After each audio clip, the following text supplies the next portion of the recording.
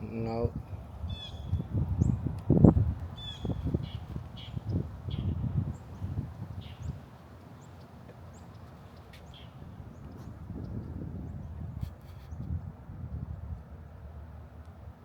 So they keep track of you.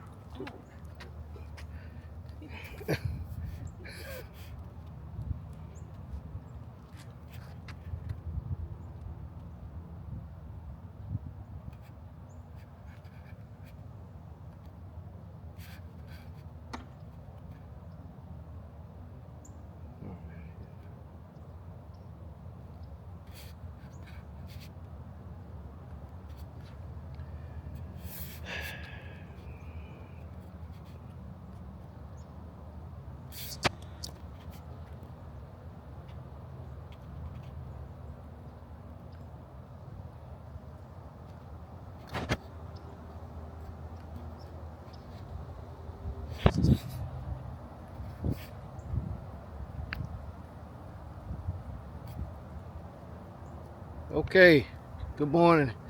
Happy Super Tuesday.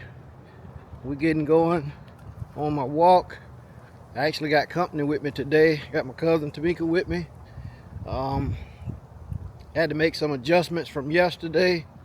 I didn't get a chance to go to the gym yesterday. I got started with dinner late, and I had to go to Pulaski to pick her up from the train station. So kind of got in my way as far as my time. I didn't want to be pressed when I was at the gym, so I'll be going to the gym today later on. But just my regular morning walk. You want to go far? You want a short walk, or you want a medium walk, or you want a long walk? Medium. All right, we're doing a medium walk. Well, we'll do about 4 miles. That's medium. Yeah. All right. So, what are we talking about today on Super Tuesday? Let's talk about, do you think everybody should serve in the military at some point? I would kind of say yes, although we don't do that here in the United States. But I just believe everybody should have to go to the military for at least 2 years. I don't know if that's doable or not, but I just know, me personally, the maturity that I see, that I know of people who have been in the military versus people who have not. You know, especially when I was in corporate America. You know, people in the military, they get tasks done. You know, we don't just stop because we know we have to get it done. So, you know, and I think about my own kids, and you know, I kind of wish they went to the military. And also, you know, the benefits. You know, it's just another way to keep you going in life. You never know down the road what's going to happen. You know, with your health, some of the benefits, you know, the VA loan, home loan. These are some of the things that you could qualify for serving in the military.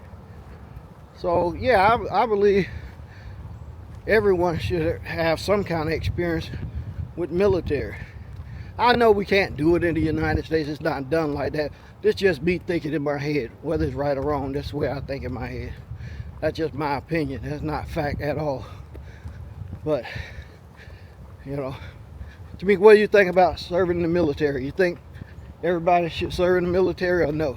I think that it's beneficial. I actually wanted my son, who had an option of going to either the military or college, and I wanted him to go into the military first and then go to college afterwards, but he chose to go to college anyway.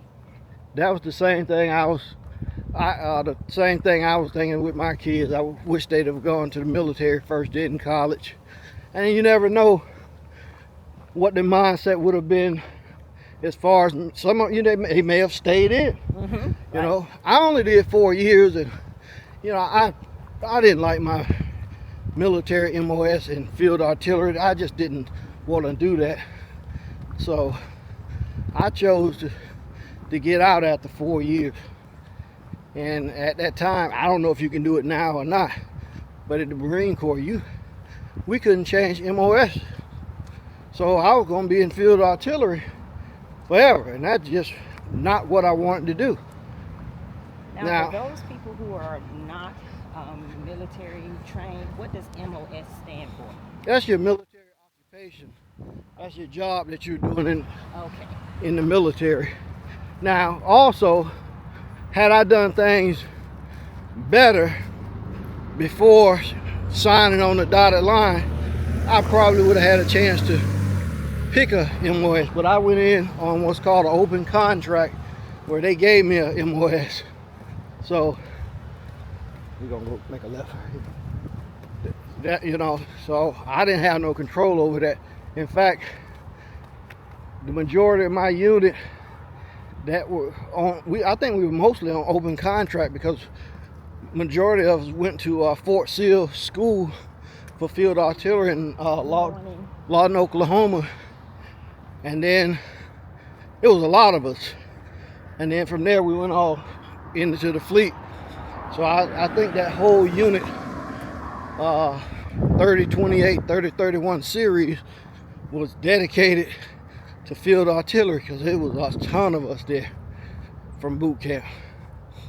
So, but yeah, going back to the kids and stuff like that, you know, I look at some of the benefits that I have that I just wish my kids could qualify for. But hey, they chose college and they got degrees, so they just have to make the best of it and some kind of way keep health care. You don't have any health benefits, no health insurance, you're in a world of trouble. But something eventually is going to happen. It just does. We have a body and it don't work perfectly. You never know. But you know, you don't have health care, you're probably gonna get the worst care anyways. I just believe that. So I think that's important. That's a real biggie for me is health care. And then also the knowledge, the experience that you get by being in the military. The discipline, like you say, yes. That's a big one. The discipline, learning early to work with people, with groups of people, the diversity. There's a lot of benefits of being in the military. A lot of different ways that you're gonna grow that you never thought you would grow. You know, so those are some of the things that I like. What else you thought about with your son?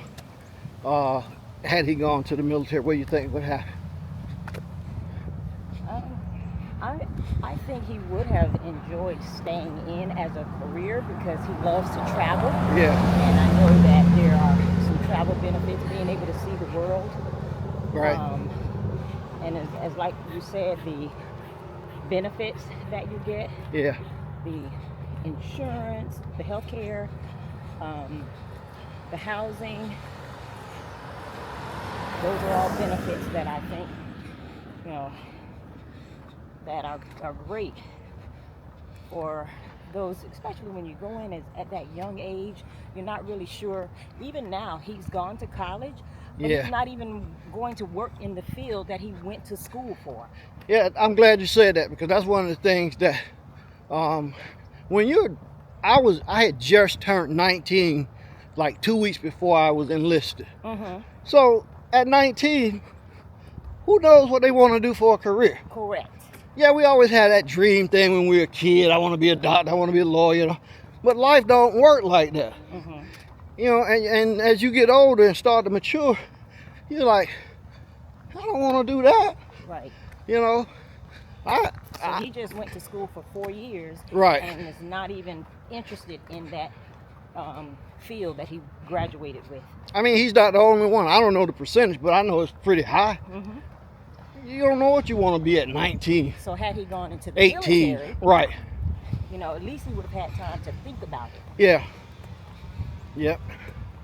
So, Yeah, I had just turned 19, and let's see, 21. I had just turned 23 when I got out. So at 23, you're still not super ready and know what you really want to do in life. You know, at least I wasn't, and a lot of people that I know, they. But you've earned some skill set Yeah. in different fields. You've earned discipline. You've gained those type of life skills Yeah. prior to now. I might have a little bit of idea of what I might want to go to school for. Yeah. Now, I just want to piggyback off something you said a few minutes ago, the travel. You do get a chance to, well, most veterans get a chance to go a lot of places. Just so happened when I was, Good morning. good morning. Just so happened when I was in the military, my first, when I got into the fleet, I was assigned to a unit that was non-deployable. So we stayed in the States the majority of my time. Oh, wow. And we would go back and forth to Guantanamo Bay, Cuba. I think I went to Guantanamo Bay 3 times. I know I went 3 times, because actually that's where I got injured. The first injury was in Guantanamo Bay. How you doing? And but other than that, had I not gone to a different unit, my last year, I went to Alpha 110, and we immediately went to Okinawa, Japan. So I didn't go a lot of places. I'm walking up on a tree cutting right now. It's gonna be a little loud.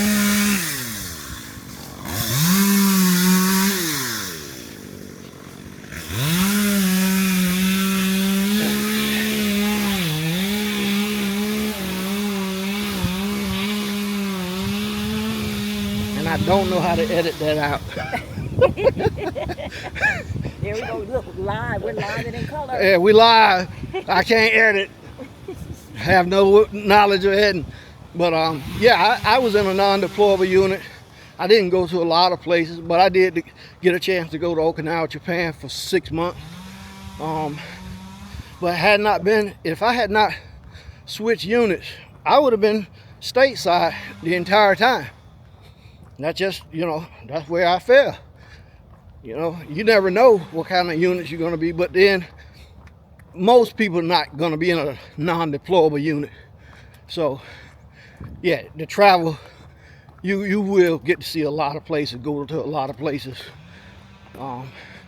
Your brother in the Army, Yeah. I'm quite sure he went to a lot of different places. Yeah, he was in Germany and Korea. He was in quite a few places within the States. Right. But he loved being abroad. Uh-huh. Yeah, he loved those experiences. Even now, he still eats Korean food. Yeah. He knows how to speak the language. When we go into the local areas in Columbia, South Carolina, he knows the owners of the Korean restaurant. So, yeah, he got even some linguistic experience. Yeah. Well, it was probably meant for me to be in a non-deployable unit, because I'm a wreck on a plane. I'm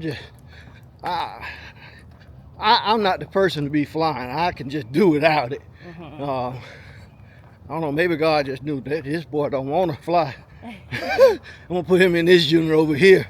Right. But whatever. I did get the chance to experience overseas, so I did get that out of it. And we have a cousin, Jackie, who also does different tours to different places as well abroad. Yeah, Jackie has been everywhere. She's been everywhere. She's been everywhere. So. Yeah, London, Qatar, or Qatar, however you pronounce it. Right. Afghanistan, Jordan. She's been to different places. Yeah. But yeah, the travel is there. I mean. Good morning. How you doing? You're not on vacation when but you do get time to get out and see the different areas where you're stationed temporarily, or even if it's your full-time duty station. You get out, you have time to go out and see the country and stuff like that. So yeah. So, Well, I'm at, let me see, I'm at 16 minutes, and that's about all I want to do for today. Let me just get one more shot. Tamika, thank you for your comments today. All right, it was fun, guys. So it's been fun. We got to run. Later.